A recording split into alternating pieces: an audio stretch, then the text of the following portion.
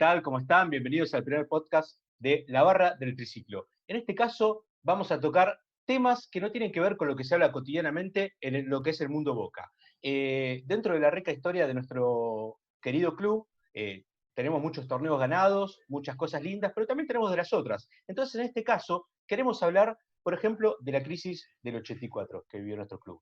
Crisis que empezó unos años antes, a partir de las elecciones de fines del año 80, donde gana Martín Benito Noel, se arma un plantel de figuras con Maradona a la cabeza, entre otros. Después viene la crisis del país, junto con eso la crisis del fútbol argentino, en donde se zafaron, digamos, Independiente y Ferro, podríamos decir, el resto entró en una gran pobreza. Dentro de eso, Boca fue el que más lo sufrió. Y por esto vamos a hablar un poco de este tema, que se habla mucho, pero se sabe poco, creemos. Entonces, para eso voy a presentar a mis compañeros y colegas. Empezamos por vos, Gustavo Tortosa, Gullo Tortosa. ¿Cómo estás? ¿Cómo andan? ¿Todo bien, Tincho? Bueno, acá lo que queremos hacer es, me imagino que saldrá todo perfecto porque hay conocimiento, hay capacidad y hay buenos invitados que nos van a ir llevando de a poco con distintos nombres, que muchos son desconocidos para la gran mayoría del hincha de Boca, con exjugadores, con gente que la vive adentro, con hinchas caracterizados, y más que nada para que las nuevas generaciones puedan entender qué es ese momento de Boca que hoy se quejan porque no hay una Copa Libertadores, porque no se trae la figura de turno, qué era pasar por esos momentos después de la gloria de los 60, que se ganó muchos campeonatos, de los 70, que se ganó absolutamente todo, y esta etapa oscura que se cayó futbolística, económicamente y hasta ediliciamente, casi perdemos el estadio. Bien, perfecto, Gullo. Ahora vamos a hablar con Diego. ¿Cómo estás, Diego Abadi? Hola, Hola Tincho, ¿cómo va? Gullo Bien, ¿vos? querido. Muy bien, muy contento. Bueno, la idea es un poco remarcar lo que fue esta década, ¿no? La década muy delicada para la historia del club, donde se sucedieron muchísimos actos distintos y que pocas veces volvieron a repetirse, sucedieron en muy poco tiempo y vamos a intentar de revivirlos con gente que la vivió verdaderamente ahí adentro, ¿no? Que cuenten sus experiencias, que nos lleven a esos años y después llevarlos un poco a la actualidad y relativizarlos, que nos ayuden a pensar y a planificar mejor el futuro del club. Ojalá podamos lograrlo, que sea divertido, que la gente se conecte. Huyo. Contextualicemos, Tincho, que es muy importante esto. Sí. 1980, finales de la dictadura, 1982, guerra de Malvinas, 1983, retorno a la democracia, no estaba muy estable, juicio a las juntas, siempre crisis económica, muy fuerte en el país, la caja pan, cara pintadas, fue toda Sí, esa época muy convulsionada. Por eso te digo que dentro de la pobreza general que vivía el país, ¿no? Acordate cuando Boca hace trae todas las estrellas, arrancando el 81, se endeuda en dólares y después viene se devalúa el peso ley en ese momento con Sigó, ¿no? El Ministerio de Economía, y bueno, Boca lo sufre. Dentro la de plata eso, dulce, pero Boca entra dentro de la dinámica de la plata dulce, de la política del país. Y se acaba en septiembre del 81. Le pasó a todo el fútbol argentino, lo que pasa es que Boca lo vivió de una manera peor. Por eso no solamente echarle la culpa al país, sino que también hubo otras cuestiones que están dentro de nuestro club, ¿no? Hay un quiebre cultural, me parece, también dentro del club. Empieza a romper lo que es la barra brava, empieza a romper lo que es la violencia, empieza a salir la familia de los estadios, empieza realmente a cambiar un poco la fisonomía del hincha y de lo que pasaba en los estadios, ¿no? O sea, no fue una época sencilla para la historia argentina en el fútbol argentino. Ir a la cancha no empezó a no ser fácil. Recuerdo haber ido de visitante a ver a Boca con 5 o 6 años sin problemas, y ya a partir de 84, 85 se empezó a hacer un poco más pesado. No, vos a la cancha no venís, vos a Independiente no vas. ¿Se acuerdan que en esos años no se hablaba de barras bravas, se hablaba de patotas? La patota. Había patotas en el fútbol, ni siquiera estaba el nombre, ¿no? Pero ligado a las patotas de también políticas, ¿no? Sí, claro. Hasta el 80 se iba en camión, se iba caminando, empezaron a ir en micros o ya organizados, empezó otra fisonomía de movimientos. Boca saliendo de la Bombonera, fue una década particular, no sucedió tanto. Después en los 90 se volvió a dar, pero fue una década muy particular. Perfecto. Bueno, hecha la introducción, ¿les parece? Vamos a empezar a meternos en el tema, ¿sí? Ahora vamos a una pausa y continuamos ya con nuestro invitado. ¿Sí? Gracias. Dale.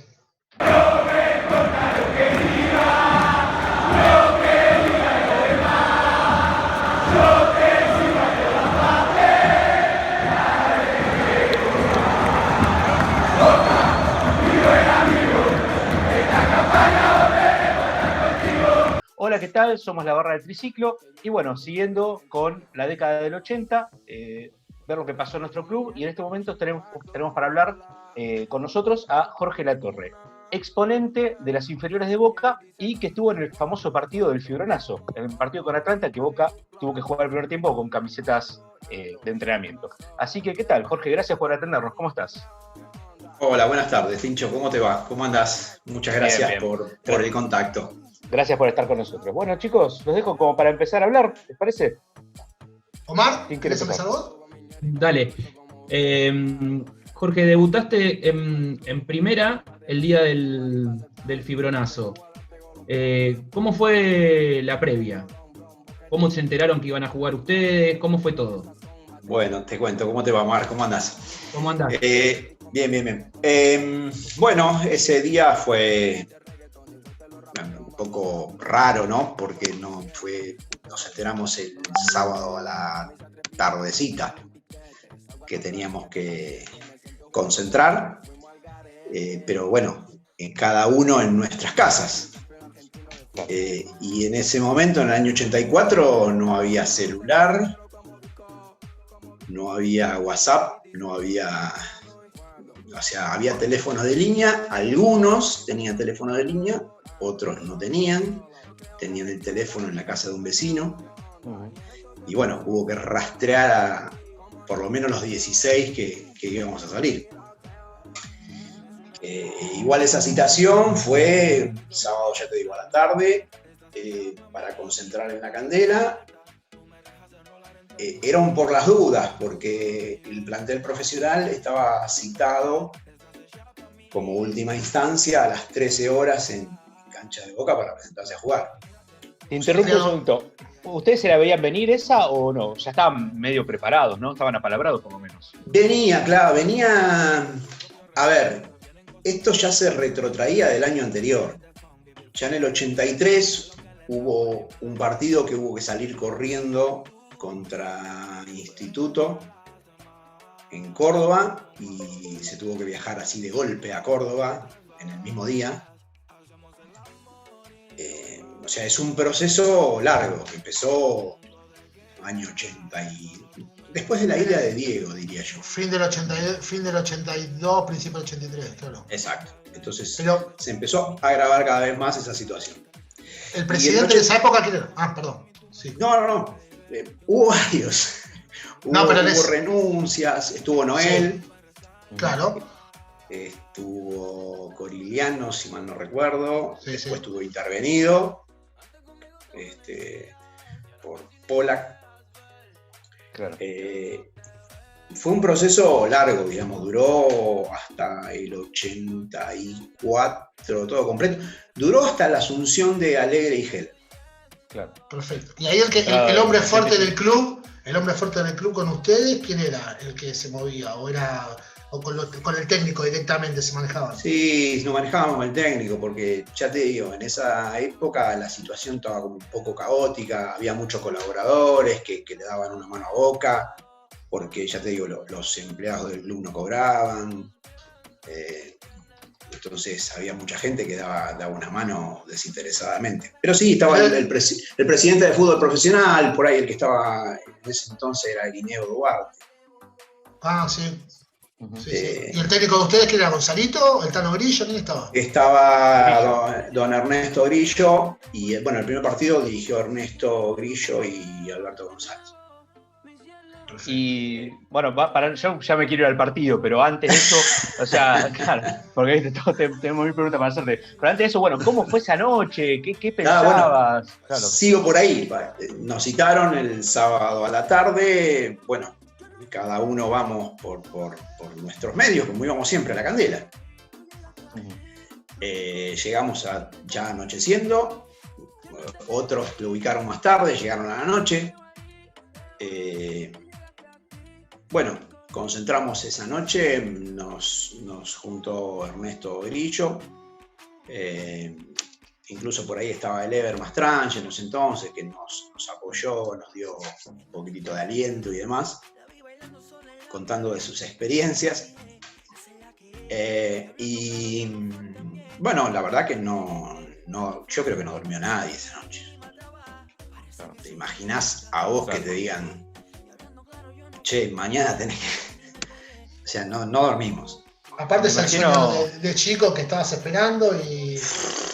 Lo que pasa es que es el sueño del chico, pero las condiciones son... Porque no, pero todos claro, juntos debutan, entonces es raro también, ¿no? Pero no te importa nada. Solo en el equipo, claro. No, pero no te importa nada.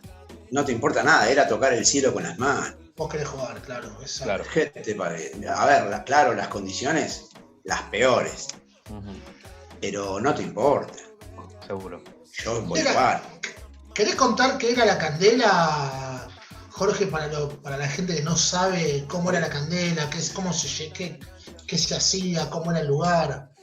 Bueno, te cuento. Bueno, ya nos fuimos del partido de Atlanta, no importa, arrancamos más atrás. Después volvemos. Vale. La Candela era un predio que es todavía, porque existe. Hoy creo que es de Deportivo Riestra, si no me equivoco. Es un predio que está en San Justo. Y bueno, que a cada uno de nosotros nos llegaba 1 hora y media llevar. 1 hora y media, algunos 2 horas. 1 hora, o sea, todo el mundo vivía lejos. Yo no creo que no había nadie que vivía cerca, no sé por qué. Es lejos la Candela, sí. El vecino le queda lejos, sí, de verdad eso. Es lejos. Pero bueno, a ver, en esa época no te importa nada. Si tenías que viajar 4 horas, yo viajaba 4 horas. O sea, mi condición, el pacto, por ejemplo, con mi padre, que, bueno, me llevaron a probar a Boca en el año 75, por ahí. Y era ese, mirá, vos tenés que estudiar y yo te llevo a donde vos quieras, pero vos tenés que estudiar. Y ese fue mi pacto de caballero. Así que bueno, así empecé en el 75, fue una prueba. Fuimos, me acuerdo, a Barracas, a cancha de Barraca Central, no probaban en la Candela.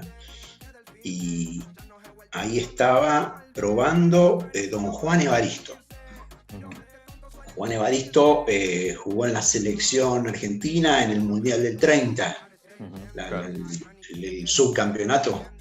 Sí, claro. Vive en La Boca, aparte, vive en La Boca. Sí, ya no creo que viva ya, no sé. No, pero vivía, sí, estaba siempre dando vueltas. Sí, era de La Boca. Sí. Él y bueno, en ese entonces en la selección jugó con el hermano. Con el hermano Juan también, sí.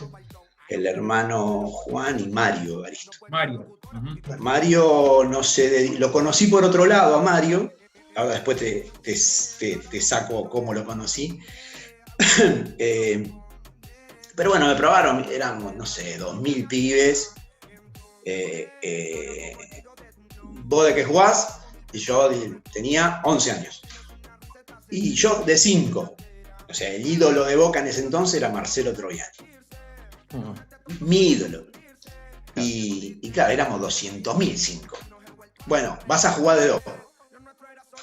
Y ahí jugamos un partido. Bueno, todo bien, ¿no? Bueno, chicos, lo vamos a llamar nuevamente. Y ahí quedó. Y pasó 1 año y pico. No me llamaban. Yo había ido con un compañero del colegio. Este pibe me dice, che, vamos a Independiente, que mi papá tiene un conocido en la comisión, nos lleva, nos pre... Y yo le digo, no, si yo no juego en Boca, no juego. No, pero vamos. No. Y bueno, esperé. Y bueno, esperé la citación esa famosa. Y llegó en el 77. 2 años después. 2 años, qué raro eso. En el 77. O sea, ahí yo ya tenía 13 años.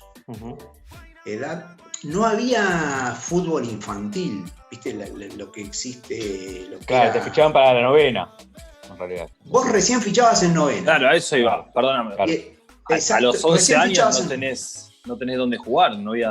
No, hoy en día creo que a los 6 Hoy sí. fichan, me parece. Hoy sí. Hoy sí, ya sí, hoy también. Pero bueno, Claro, entonces no había torneos infantiles. claro. O sea, antes de novena. Que no me parece mal, ¿eh? Mirá lo que te digo. No me parece no, mal. Mejor No, que jueguen. Sí. Yo Que soy no compitan yo soy un convencido que el chico tiene que jugar y divertirse en la plaza. Ahora no hay tanto, ¿no? En mi época yo vivía a 2 cuadras del Parque de Sama y potreábamos todo el día y jugaba, la calle donde vivía yo era empedrado y jugábamos en el empedrado. ¿Dónde vivías, Jorge? ¿Dónde vivías? En Barracas. Barracas, Uspallata y Sí, Piedras. bien. Bien. Uspallata Y- sigue siendo todavía Sí, empedrado. siendo, Pedro. Sí, sí. Exacto. Y jugábamos, los partidos los jugábamos entre Piedras, sobre Uspallata, entre Piedras y Bolívar. En esa cuadra. Bien. Jorge, Perdón que me fui tan atrás, ¿no? Pero, No, No, está perfecto. perfecto. Está bueno para hablar, está bueno. pero lo Omar. vamos contextualizando. Me ibas a decir algo, Mar. sí, el apodo de Pajarito, ¿por qué? Pajarito. Me lo puso el papá de uno de mis compañeros, de Gustavo Verón. Más o menos por 8ª división, por ahí. En realidad no me puso Pajarito, me puso Mosquito. Porque el estilo de juego que tenía era chiquitito, sigo siendo chiquitito. Pero era muy rápido. Y yo como que picaba todo el tiempo. Y me dice, pareces un mosquito. Y ese mosquito, me dice, te vamos a poner Mosquito. Y ese mosquito después con los años se transformó en Pajarito. Bien. Se Fuiste transgiversó. creciendo. Claro. Exactamente. Y quedó Pajarito. Bueno, Después, siguieron los entrenamientos. Dale, y digo. ya para las pruebas, Yo te- apareció la prueba en el 77, el 10 de abril del 77. Luego, Un domingo en La Candela tenía que ir. Entonces ahí sí, fuimos con mi viejo, me llevaba a mi viejo, pues los domingos él tenía comercio, ahí en Barracas, sobre Uspallata también, toda la vida. Y me llevaba los domingos, como no laburaba, me llevaba los domingos allá. Y eran todos los domingos, era una prueba todos los domingos. Entonces ahí después de cada partido, fulanito, menganito, sultanito, vuelvan el próximo domingo, el resto espere que lo citemos. Y así, filtro todos los domingos, filtro, hasta que llegó el fin de año. Y bueno, en enero, recién ahí nos ficharon, en enero del 78 nos ficharon en novena división. de abril a diciembre todos los domingos. Entrenando por afuera, digamos. Jugábamos los citados y venían siempre más pibes, ¿no? Claro. Y era un equipo, y otro equipo, y otro equipo. Y eran filtros todos los domingos. Una vez que hiciste las inferiores, fuiste viendo, se notaba en las inferiores el deterioro económico del club. ¿Lo notaban eso ustedes? Era difícil de notarlo porque vos sos pibe y estás atado a esa ilusión que te tapa todo. O sea, ¿Y el vos- trato con ustedes? No, impecable. No, en ese sentido, gente que se acercó a colaborar, incluso utileros y demás que no estaban cobrando de hacía 7 meses Claro. en ese entonces, ¿no? Ujú. Y mucha gente puso el pecho de verdad por amor a Boca. ¿Querés nombrar alguno, Jorge, para dejarlo? Y yo recuerdo a utileros el tío Reggiani, don Francisco, un hombre que vivía enfrente de La Candela. Mucha gente, no me gustaría nombrar tampoco porque la verdad que hay mucha gente que colaboró. Y los pibes que vivían, pesadamente. ¿Y los pibes que vivían ahí?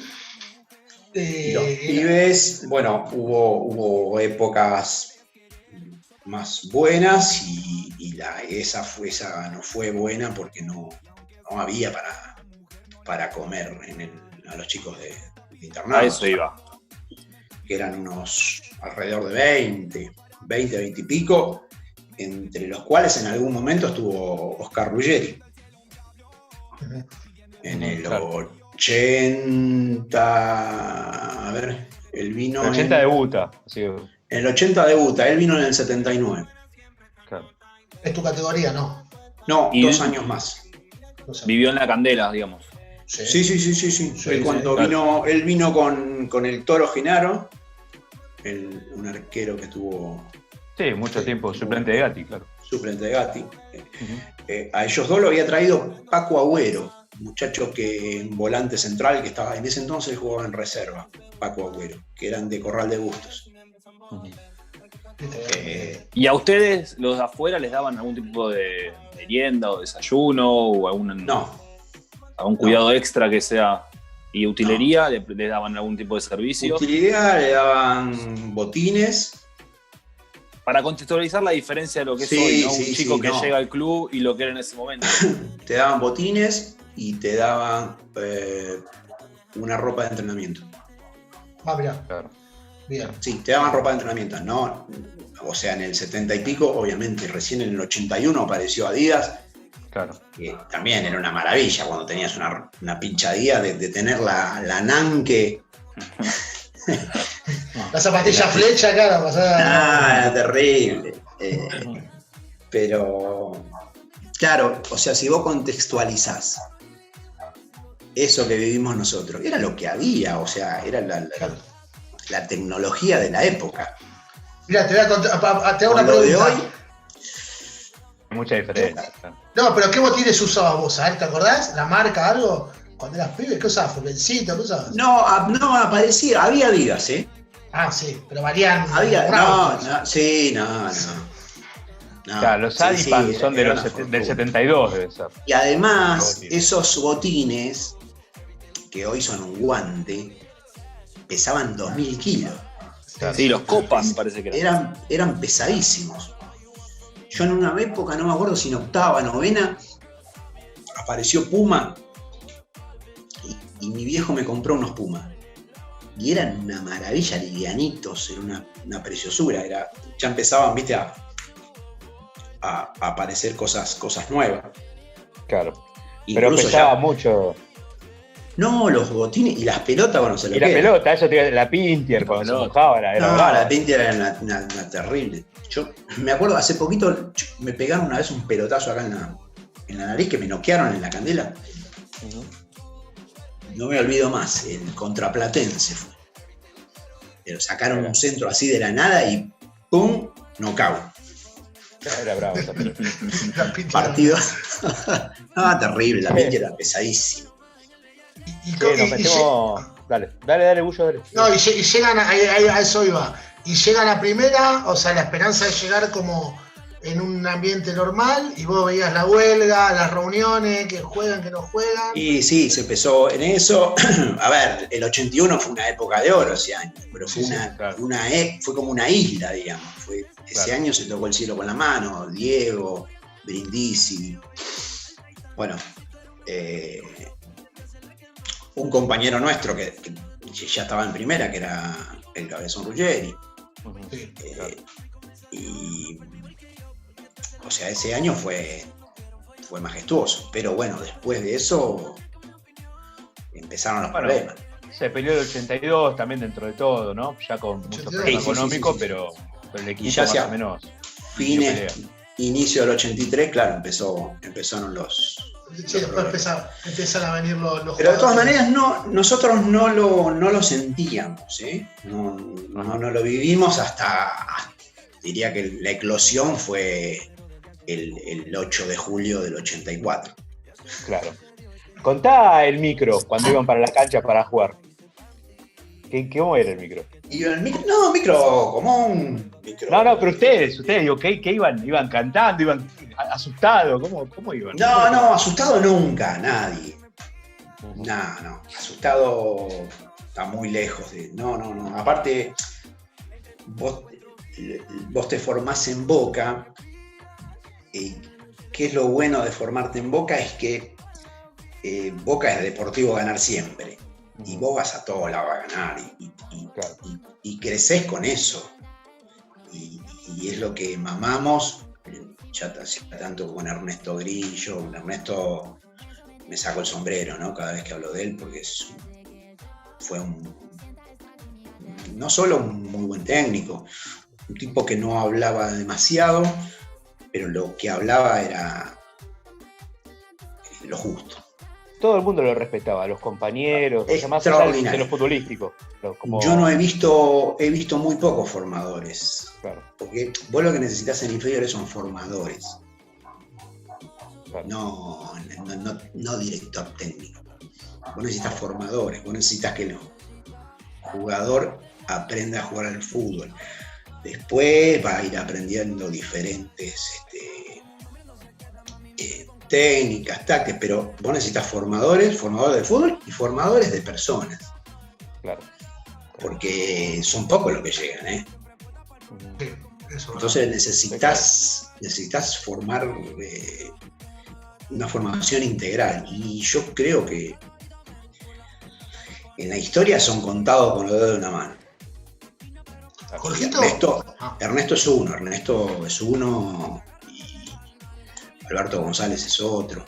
Vos que tenías a Gandulla también, ¿no? No sé si Gandulla lo tuve el primer año en novena.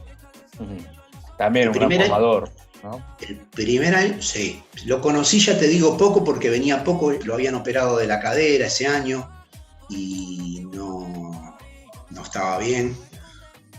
Y la verdad que casi como que no lo tuve. Claro. Pero Ernesto me saco el sombrero. Mirá que tuve muchos técnicos, tuve técnicos de la talla en primera de Alfredo Di Stéfano. Claro. Y Jorge, también a Mario Sanabria también. Mario Sanabria tuve ¿no? En reserva. Claro. Una excelente persona, muy buen técnico, pero diferente, no de la talla, te digo, de Ernesto Grillo. Y ya te digo, Ernesto Grillo y Alfredo Di Stéfano, futbolísticamente como jugadores, habrán estado ahí cabeza a cabeza. Los dos triunfaron en Europa. Claro. Pero como técnico, don Ernesto y Alfredo también, tipo muy hosco, hablaba muy poco, pero no transmitía. Bueno, en la etapa que vivieron ustedes de Alfredo, todo el mundo nos dice que fue medio la peor, ¿no? Que estaba más hosco que nunca, ¿no? Estaba terrible. A mí muchas cosas, yo era el 85 fue eso. Sí. Yo hice el primer contrato ese año. Y me llamaban muchas cosas la atención, pero muchas. Yo digo, estoy al frente de Alfredo Di Stéfano, que como decirte, no sé. Una leyenda. Lo tengo a Messi enfrente. Claro. Pero bueno. Nada, cero, no te dejó nada. La verdad que no. Lo único bueno, no quiero decir lo único bueno. Lo bueno que tenía Alfredo, que siempre llegaba a un equipo, él no pedía jugadores. Él decía, me arreglo con lo que me da el club. Con lo que me da el club. Y eso, a ver, y más o menos sí. Sí, bueno, ahí, ese año canjearon a Ruggeri y Gareca por claro. Tapia y Orticochea. Y creo que vino Fernando Morena, o sea... Morena fue antes. Boca no estaba... 84. Boca no estaba para nada, o sea, para traer a nadie. Claro. Bueno, pero ahí empezó a arreglar con Puma Internacional y trajo Plumero Gómez. Bueno, ahí trajo a Graciani, a Rabina, Gómez. Centurión. Centurión creo que venía de Unión en ese entonces. Centurión y el central Mario Alberto. ¿Compartiste el plantel con el Tata Brown también? No, ¿llegaste? Me fui antes. Creo que Tata vino en el 86. 86 o 87. 85. No, 85 no, seguro. Porque 85 yo estuve y no compartí. Tuvo que haber sido 86. No, 85, pues después fue al Mundial y ya fue como, pasó por Español después de Boca. En el Mundial si no me equivoco, estaba libre. Estaba libre. Claro, pero después de Español estaba libre ya. Pero antes fue en Boca. Entonces para mí vino después del Mundial. No, porque llega con Di Stéfano. En el 85. El Nacional del 85, claro, como dice Omar. El Nacional del 85, sí. Claro, te digo. No te acuerdas. Yo estuve hasta el final del 85 y no estuvimos. Sí estuve con Gómez, Rabina, pero no, en Tata Brown no nos cruzamos. Rarísimo. Bueno. Igual sí, te lo aseguro.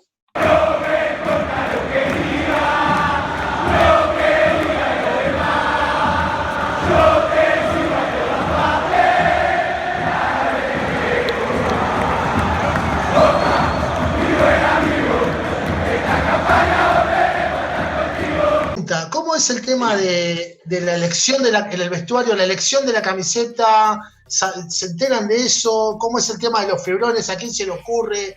¿Qué recordás de esos momentos? ¿Qué nos puedes contar de todo ese mito?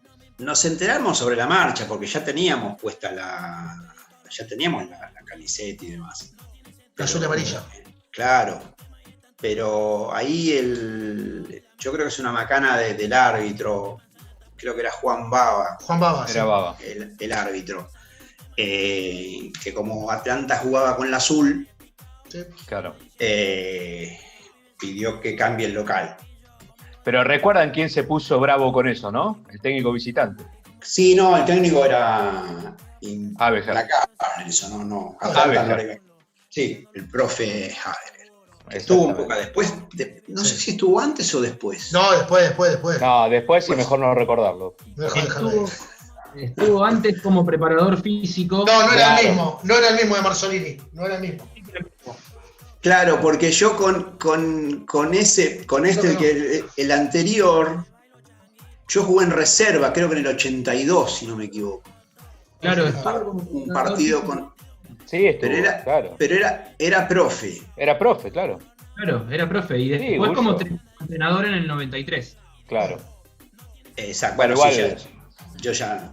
Contá, Jorge, dale, del vestuario. Bueno, la cuestión que eso se cayó de sopetón. Nos enteramos un ratito antes de salir. De hecho, algunos de los muchachos... o sea, lo único que había ahí, faltaban un rato para el partido... Y lo único que había ahí era un juego de camisetas de entrenamiento. Claro. Era la que usaban los empleados en el club esa, ¿no? No era ni siquiera no sé. Sí, era lo único que estaba, eran blancas con las tiras, las adidas así, amarilla y azul. Claro. Era de los empleados, tío, pues yo tuve una vez. Y no había, o sea, no tenía el número y no quedaba otra que, bueno, la escribimos. Claro. Y algunos, yo creo que no me suena. Yo ya me la puse con el número, pero algunos de los muchachos se la pintaron con la camiseta puesta. Qué momento, ¿no? Debutar y encima todo ese contratiempo, porque ya de por sí la responsabilidad del debut. Claro, porque, a ver, vos estás recontra concentrado. Claro. Los nervios que empiezan a sentirse, los nervios del debut, de salir a la cancha, de que empiece el partido ya. Uh-huh. Una vez que el árbitro dio la orden, listo, ya está, se te fueron los nervios. Claro. Pero el mientras tanto, la noche, como yo te decía, la noche anterior, la mañana, el viaje del micro hasta la cancha, o sea, todo eso, viste, empieza a sentirse. Claro. Hasta que, bueno, empezó el partido y ya está, se fue.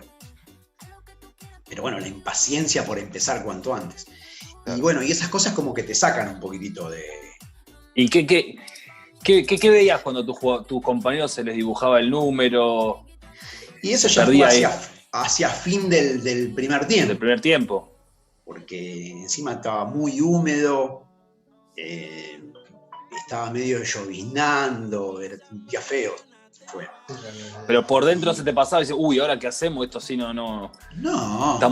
Estamos concentrados en otra cosa. No, yo quería empezar el partido como sea. Claro. Sin camiseta. Lo de escuela contra la remera. Contra los azules, a ver, yo te voy a jugar como sea. Sí. Encima, aparte la gente, me acuerdo muy patente, yo estaba en el palco y la gente se cantó mucho, se apoyó mucho todo el tiempo ese partido. Eso fue algo... Sí, el apoyo de la gente fue incondicional. Y de hecho toda esa seguidilla de partidos, porque no fue ese solo, fueron varios, Claro. el apoyo de la gente fue incondicional. ¿Y el del club, Jorge? Dijiste de la gente. ¿Y el apoyo del club hubo? ¿No hubo? ¿Cómo lo...? Y el club, ya te digo, había gente que ayudaba, pero, o sea, la dirección estaba como medio acéfalo. Claro. Medio sin rumbo, te diría. Y ustedes también se sentían muchas cosas que no se sabían, o sea, no había toma de decisiones. Bueno, después con los días se fue agravando porque en la Candela no había agua caliente, íbamos a entrenar a Parque Sarmiento, que ahí ya arrancamos con Mario Sanabria. Claro. Íbamos a entrenar en Parque Sarmiento. Que ahí sí se fueron incorporando algunos del plantel profesional, que en ese entonces todavía estaba el Chino Benítez, Roberto Mouso, Gatti jugó uno de los partidos, Gareca y Ruggeri. Porque era la época que Gatti no se entrenaba, ¿te acordás que salía eso, que Gatti no iba a entrenar? Sí. ¿Verdad? Que estaba en modo protesta también. Él tomaba sol, hacía heroico. Claro. Él tomaba sol, hacía abdominales. Un personaje. El loco. Igual en la cancha te volvía loco, les hablaba como loco. Yo me acuerdo. Todo el tiempo. A los defensores no nos dejaba entrar al área. Claro. Sí, a los defensores no podías entrar al área. El área de él. El área de él quería que achicaras. A ver, vos ves los equipos, ves el Bayern Múnich, como juegan, ¿no viste la línea de 4 donde juegan? Juegan en 30 metros todos. En el círculo central. O sea, Eso era Gatti. Gatti quería eso. Y tenés 40 años. Y tenés que estar hablándole constantemente a los centrales todo el tiempo sin parar. Sí. Pero Gatti era eso. Gatti te jugaba ahí afuera del área. Hoy, el otro día hablaba con Pogani y Algo Margen, ¿no? Y decía que hoy Gatti sería, con las reglas de hoy y cómo se juega el fútbol, sería pero muchísimo Fue un adelantado. Totalmente. Porque él históricamente, digamos, la característica de Gatti era que saliera jugando. No sé si se acuerdan el gol de Perotti a Estudiantes. Sí. Claro. No, y aparte anticipar siempre la jugada, siempre estaba un Bueno, eso. A los defensores, ya te digo, no te dejaba entrar al área. Claro. Y te el área era de él. ¿Fue el que mejor, el que más te sorprendió como jugador, o tuviste otro compañero que dijiste, no, este era un monstruo? Tipo que... Hubo muchos muy buenos jugadores, incluso en inferiores. Sí, pero te hablo de primeras, conocidos. En primera, conocidos, y bueno, a ver, mi ídolo, mi modelo de jugador era Roberto Mouso, por ejemplo. Mi modelo desde chico, ¿no? A ver, qué sé yo, justo también vivía en Barracas. Me sentía muy identificado con él por la profesionalidad del tipo. El tipo daba el 101% en cada entrenamiento, o sea, yo lo miraba mucho eso. Y bueno, no por algo es el jugador que más veces se puso la camiseta de Boca. Omar, ¿qué nos puedes contar de un partido raro? Porque creo que fue tu último partido, que jugamos de local en cancha de Gimnasia. Es verdad. Es verdad, Omar. Fue mi último partido contra Argentinos Juniors. Porque Sí. fue rarísimo que Boca haga de local en cancha de Gimnasia, ¿no? Rarísimo. Hicimos de local en Vélez, hicimos... Hasta en Sarmiento de Junín. Rarísimo. Muy, muy raro. Fue un año raro. Fue un año muy raro. Ya te digo, el club estaba acéfalo. Y se hacía, yo creo que lo que se podía. Claro.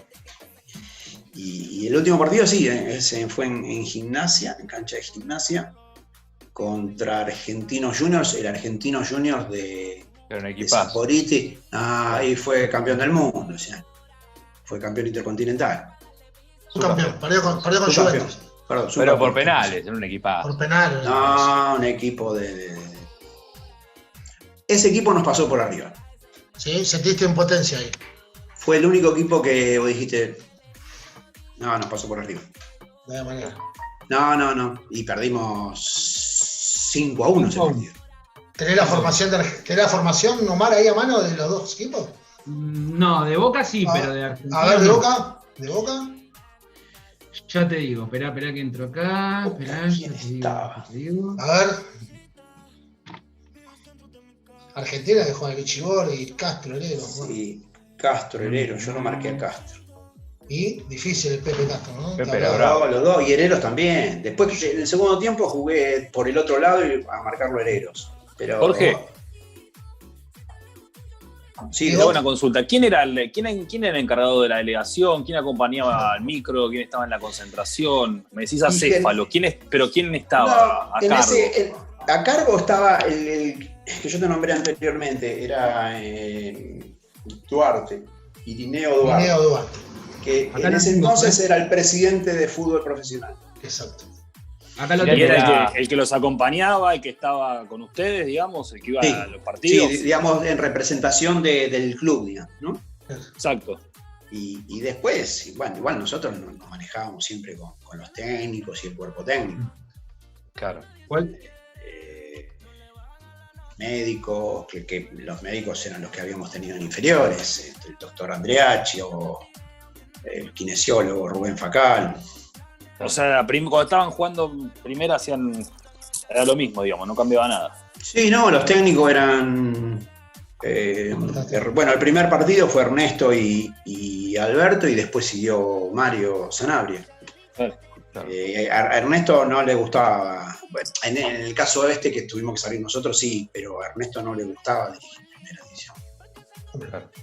Ahí la tengo, la de Argentina. Está la formación. Tirá la formación, dale, a ver. Sí. Dale. A ver. Argentino jugó con Vidallé, Villalba, Boni, Holguín y Domenech. Videla, Batista, Comiso, Castro, Pasculi y Hereros. Después todos. jugaron. Estaban todos, Jugaron estaba Miguel completo. Todo. Argentinos. Claro. Jugaron Miguel Ángel No jugó Gómez Ori. y jugó JJ López también, ese partido. Y para Boca jugaron. Pasa que Medina, Borghi arranca cuando lo venden a Pasculi. Pasculi todavía Claro. estaba. Entonces era el titular, Claro. Y para Boca fue Medina, Latorre, Ábalos, Fornés y Ginoca, Valente, Cisca, Angarola, Herrera, Torres y Vales. Claro. El Tuta. Sí, que era El Tuta Tuta, Torres. el Tuta de 9. Torres. Pero Valente lo juega adelante, Jorge. No, Valente jugaba de volante por derecha. Por derecha, tipo 8. Ahí está. Saverio Valente. Saverio El Valente, Boca lo hace Galarza. sí, Claro. en el segundo tiempo, si no me equivoco. Creo que entró en el segundo tiempo. Cuando faltaban 6 minutos para que termine. Sí, pero no fue partido. Claro. Ese partido noté que no fue partido. Sí, qué difícil. No sé si Sí, alguno ¿verdad? tiene algo más Hoy por para hoy. preguntarle, pero la verdad que. No digo, hoy por hoy,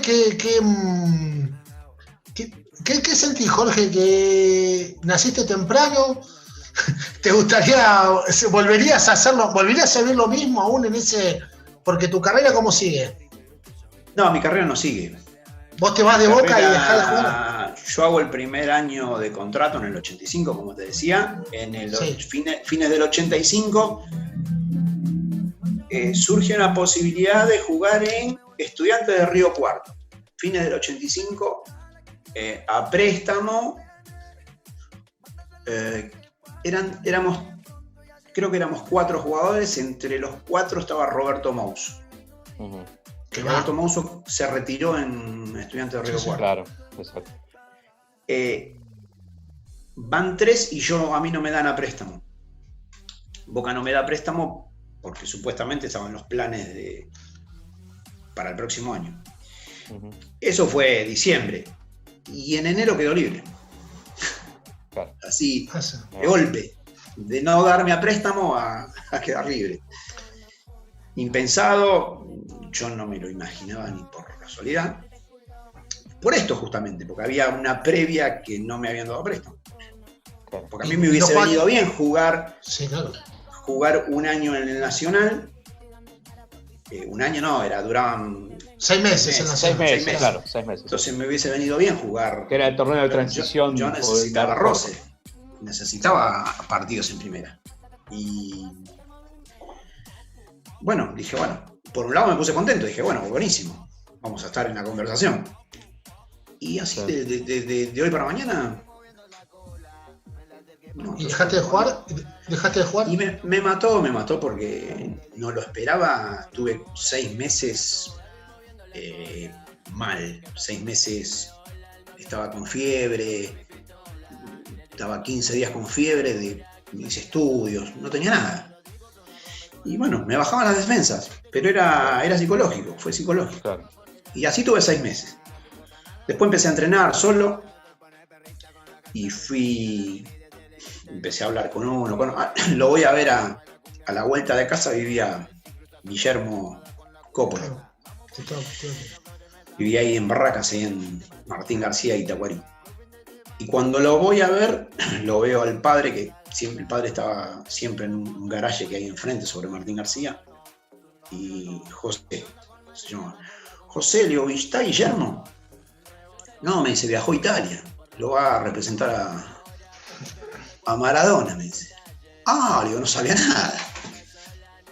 Y bueno, y empecé a girar y fui aquí, me fui a un par de clubes más, fui a All Boys, pero tuve unos meses y era desastroso, porque no. ¿No estabas con la cabeza? No, y a ver, yo rendía el 40% de lo que rendía habitualmente ese año. Claro. Y no me ¿Era fundamental el representante, Jorge, sentís? A ese momento yo te decía que no. Para mí, yo estudiaba ingeniería en ese entonces y yo hasta ese momento mi opinión era que no. Que el jugador se tenía que representar. El jugador o el padre, alguna vez. O el padre, pero digamos con una media de un estudio básico. Y yo hasta ese entonces no, pero la realidad me demostró que sí.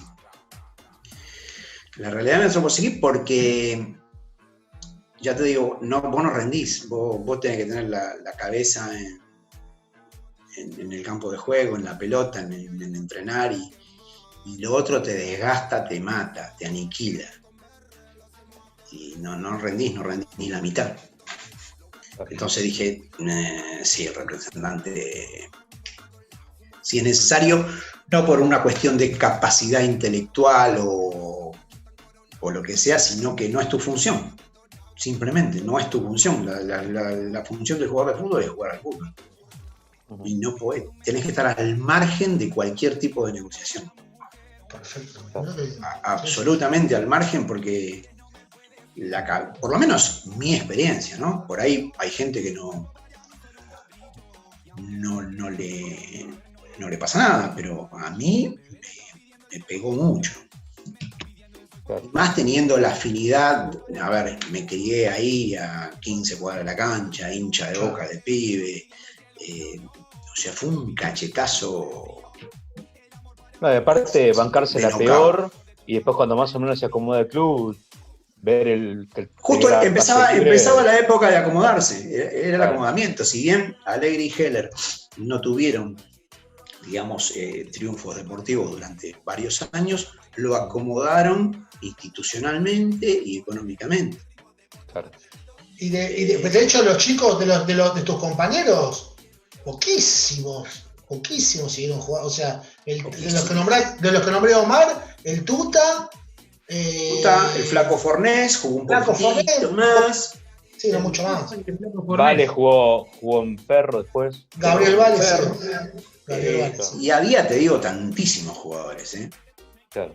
Bueno, Claudito Angarola terminó jugaba en Catalina después con el barrio. Pero muchos jugadores. El Negro dos Santos, jugador de selección. El 2, claro. Jugador de selección. Sí. Te retrotraigo a otro pibe, el Patito Secchi. No sé si te acuerdas. Sí, que jugó el 79, jugaba de 11 con Maradona, ¿sí? Sí. Bueno, estaba en el plantel del 81. Un año, debuta antes de debutar en la primera de Boca, debuta en la selección nacional. Lo lleva Menotti. Sí. Antes de debutar. Pero, ¿y en qué quedó ese muchacho? Nada. Pero estaba para muchísimo. Bueno, y después tenías el caso también de Rafo, que hacía goles. Coqui Rafa. Muchos buenos jugadores. Vos decís que el mismo clima del club fue el que los lleva a quemarse, que es lo que se dice siempre, quemar a los pibes. Sí. Y Boca es particular en ese entonces. Hoy en día yo creo que más no. Pero igual, fíjate lo que les cuesta hoy a los jugadores de Boca agarrar la primera. Cuesta. Pero yo digo que, a ver, la base del primer equipo de Boca tiene que ser de inferiores. Vos tenés que tener de los 11, mínimo 7, haber mamado la cultura Boca. O sea que, a ver, vos competís en inferiores, con el que juegues te quiere ganar. Claro. Juegues contra quien juegues, te quieren ganar, porque es Boca. Y es lógico. Y eso te pone en una posición de privilegio como jugador, porque te tenés que exigir todos los sábados en inferiores. Pero hay una cosa que es importante, Jorge, no te olvides que así como eso, también muchos que llegan a primera y vos decís, ante la primera falla la gente, los mira torcido, porque fíjate el Toro Genaro, cuando entró por Hugo, tampoco rindió lo que se esperaba, siempre se hablaba. Era un arquero bárbaro. Sí, pero no rindió, de hecho no. Pero claro, tiene que ver mucho el carácter también. Claro. El carácter de eso, la persona claro, tiene pero tiene ahí mucho tenés que ver. la contención y el club no estaba en las mejores condiciones de contener a nadie en ese momento. O sea, el carácter, a ver, mirá, vos nombraste al Toro Genaro. Los dos venían del mismo lugar. El Toro Genaro y Ruggeri. Sí. Vienen juntos de Corral de Bustos, de jugar juntos en Corral de Bustos. Y Ruggeri, el día que juega en primera, o sea, empezó a jugar y no lo sacaron nunca más. Claro. Y tuvo unas. Yo te digo, a ver, tenía condiciones el Cabezón, pero tenía como 6 centrales adelante de él, lesionados, suspendidos, 6 por lo menos. Tenía a Pancho Sá, que justo tenía el tema ese que no pudo jugar en el 81. Bueno, había como 6 o 7 centrales. Claro. Acevedo se lesiona después del partido con Talleres, se le dio todo. Rubén Acevedo. Bueno, tenía como 6 o 7 centrales entre lesionados, suspendidos. Y tuvo lugar. De hecho, Marzolini le dice a Ernesto, me manda un central, no le dijo, mándame a Ruggeri. Claro. Ruggeri vivía en la Candela, lo tenía ahí. Ruggeri vaya. Y la práctica jugó bien. Y la práctica de fútbol fue el jueves. Y el domingo jugó. Claro, ¿viste? A veces pasa eso. Vos por eso es un fenómeno. No te dejan lugar para mostrarte y pasás de largo. No, fue tocado con la varita mágica. Claro. A ver, jugó, demostró y jugó como venía jugando en inferiores. Después en las condiciones, obvio. Después en las condiciones de él. Después está cada uno. La personalidad de ponerse la camiseta y jugar igual, como pasó con muy pocos, porque fíjate que. La personalidad del Cabezón es No, eso ni hablar. Pero a veces vos no te podés mostrar, y por más que seas un fenómeno, y todo, ¿no? Te dieron lugar, no te dieron lugar. No te dan lugar y no te dan lugar. Hubo centrales, ya te digo, el Negro dos Santos era el mejor jugador que Ruggeri. Y no llegó. Pateaba tiro libre, aparte, buena pegada, todo. Tiro libre. Nos peleamos para patear los tiros libres.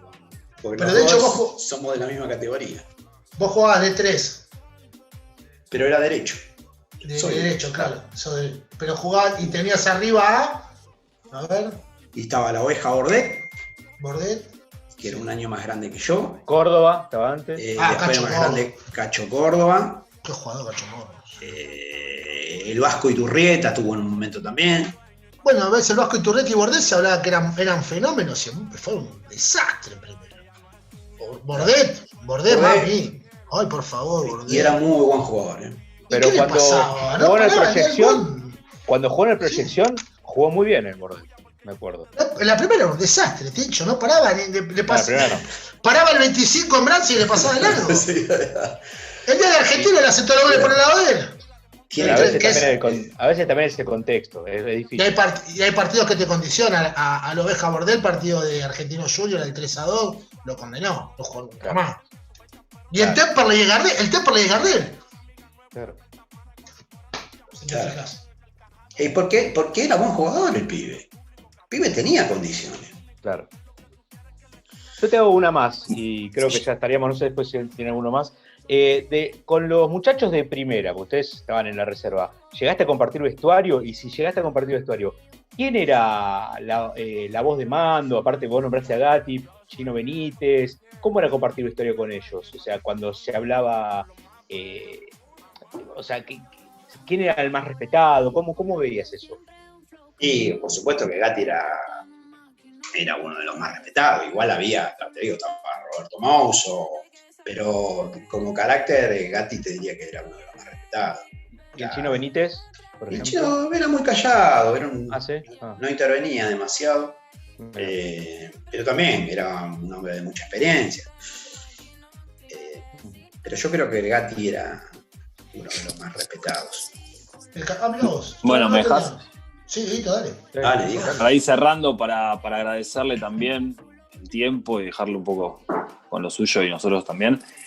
¿Qué representa para vos hoy en día Boca, Jorge? ¿Cómo lo podés explicar? Hoy en día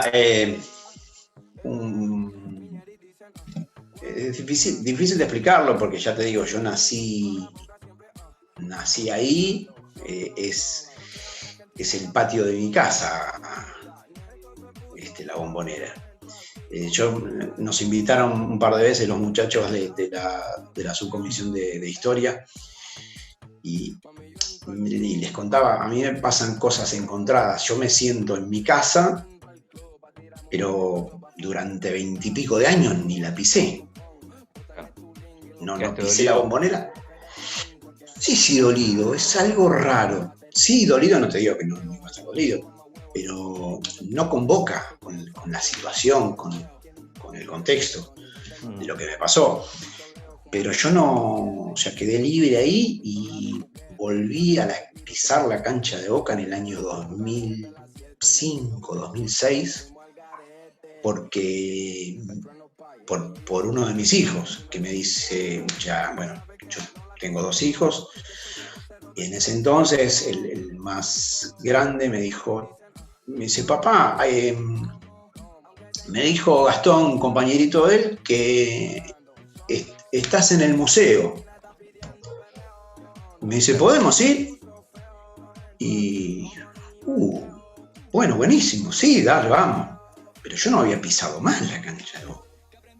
Claro. Y el día que fuimos, y se me hizo un nudo en la garganta. Qué fuerte, ¿no? Eso. No, eso es terrible. Eso es terrible, o sea, ahí moqué. Ahí moqué porque fuimos al museo, vimos la foto, hicimos la recorrida, entramos al vestuario y ahí no pude aguantar en el vestuario. Ahí sí me puse a llorar. Qué bueno. Sí, mucha gente le pasa eso. Y bueno, después fui otra vez, con los muchachos, ya te digo, de la subcomisión de historia, nos invitaron de vuelta. Y ya te digo, me siento igual que en el patio de mi casa.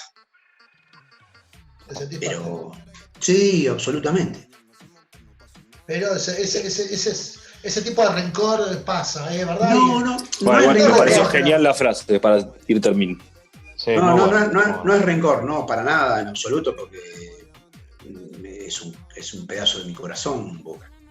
Para nada, rencor. La situación en particular, bueno, pasó así. Yo era un pibe de cero experiencia en eso, y pasó. Claro. Y bueno, y terminé de la misma manera que le había dicho a mi viejo en el 75 a mi amigo, que le dije, o juego en Boca o no juego en ningún lado. Y de casualidad terminé igual. Sí, verdad. Mirá vos. Omarcito, Jorge. ¿tenés algo más? Omarcito, ¿tenías algo? Quería agradecerle a Jorge porque la verdad que me parece que el testimonio que él tiene con nosotros es muy, muy revelador, muy interesante. Me quedó una más del partido del Fibronazo, Jorge. En el segundo tiempo, jugamos con la de Boca tradicional. ¿Qué pasó ahí? Y aflojó Baba. Ahí aflojó Baba. Porque ahí autorizó. Después, o sea, en el primer tiempo no y el segundo sí. A ver, en ese entonces no estaba reglamentado. Hoy en día está absolutamente reglamentado. O sea, Perdóname. una semana antes saben con qué camiseta va a salir cada uno. Perdóname que te corte, Jorge. ¿Sabes por qué te pregunto esto? Para demitificar el dicho que decía que Boca no tenía camisetas. No, la camiseta estaba. Claro. Y la camiseta Sí. estaba, lo que pasa es que no había la suplente disponible. Claro. Exacto. Hay fotos, eso. De hecho, ya te digo, Para de hecho estaba. Íbamos a salir con la camiseta de Boca. Claro. Y Claro. a último momento. Y 10 si minutos, fuera con el 15 reglamento de minutos. hoy, cambiaba Atlanta. Con el reglamento de hoy cambiaba Atlanta. Claro, Hoy pero cambia eso ya visitante. se sabe. Si juegan el domingo, el jueves, ya se sabe con qué camiseta juega cada uno. ¿Dónde están esas camisetas, Jorge? ¿Sabés el valor que tendrían hoy? Sí, no, quedaron en el club en ese momento. Diego, imagínate. Diego, Sí, lo usaban los empleados, se lavaron y se siguieron usando. Sí, quedaron en el club esas.